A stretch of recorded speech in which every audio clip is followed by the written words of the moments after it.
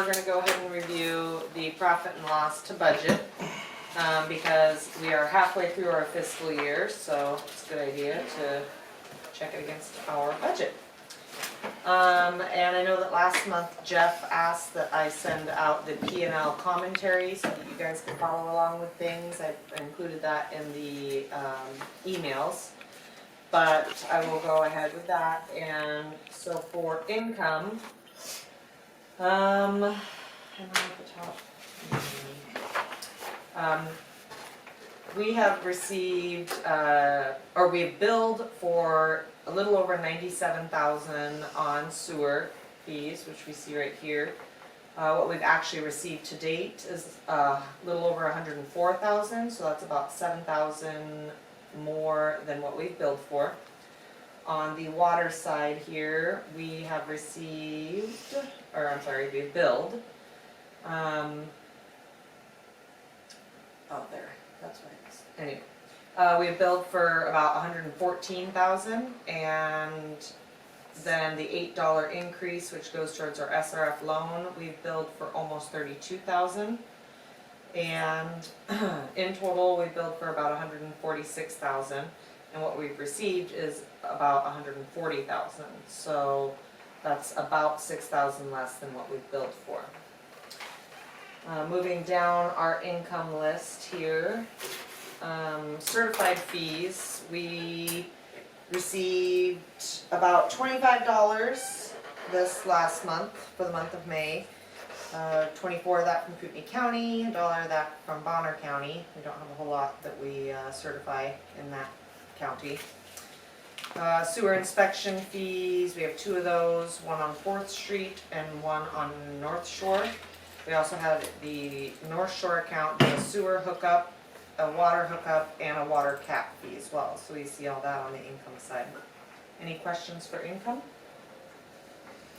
In total, we're sitting at about 42.42%. Again, we're halfway through the year, so we would want to see that about 50%.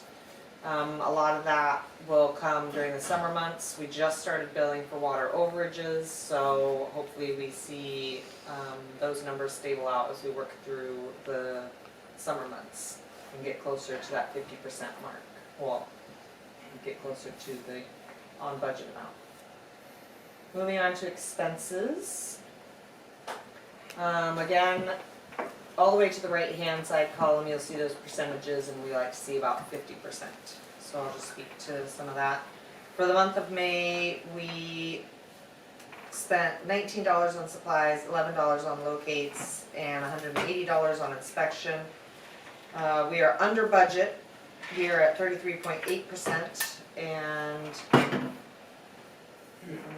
yeah. We'll see that go up as the summer months are reported, because the land app site will get up and running. And then where are we at on the supply of chlorine? I remember we had some stock. We have some. We're going to need to make another order once we get it going. We probably got 2 to 3 weeks supply in there. Okay. I have been using, on occasionally, a 5-gallon bucket for the water, because we're doing construction. I'm trying to keep the water disinfected in case they have another break. Okay. So yeah, we'll kind of see the sewer maintenance. That's the excess, sorry, No, you're okay. we had purchased last year. Yeah, it was. Yeah, we purchased it last year. Well, because we're going to have to go that route, we don't have the. Right. All right. Going on to the water maintenance, we spent about 90 on testing, 523 on water meters and supplies, and then for labor on meter installs was about 3,500. Delinquent and trip charges 485.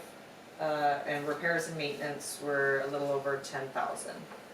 So for the fiscal year, our water maintenance is at 62%, so we're over there. One of that being a almost $35,000 towards our SCADA communications and upgrades, which was previously approved by the board. That will get capitalized at the end of the fiscal year during our audit process, but until then will remain under the maintenance line item. Moving down the list, everything looks a little under except for contract labor. We definitely spent more on snow plowing this last year than we anticipated. But with our lawn mowing fees, we should be right on the penny for our contract labor for the fiscal year. But we might want to up that budget by a couple $100s for next year. Dues and subscriptions is over, and that was for paying for our upgrade for our billing software, which I believe is money well spent, and although it shows us already at the fiscal year of 112% and being over, we will receive a credit because we did pay twice for our annual budget. They said they can't refund it, but we will receive that credit on the following year billing. So, property taxes, we'll see this on target as the fiscal year closes. Equipment, we did go ahead and make those purchases on Adobe, and again, the Creative Technologies equipment upgrade that we did.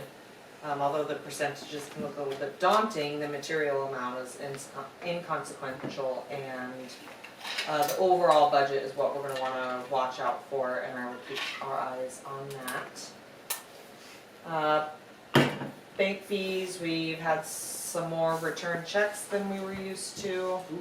For our next budget, we'll want to throw a little bit more money at that. Again, kind of like equipment though, the actual amount of money that means is, you know, it's less than $500, so it's not like we're talking. So the percentages look quite higher, but the actual money being spent isn't going to blow our expense budget in total. So everything else is either under or on target. Overall, for our expense category, we're sitting at about 47% of our budget.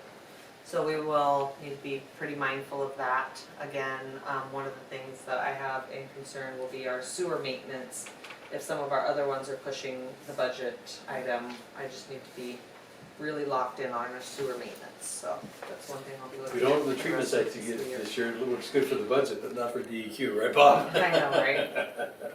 So hopefully though, as we work through the rest of this fiscal year, and I'll talk a little bit later on that, we did receive our water rate study back.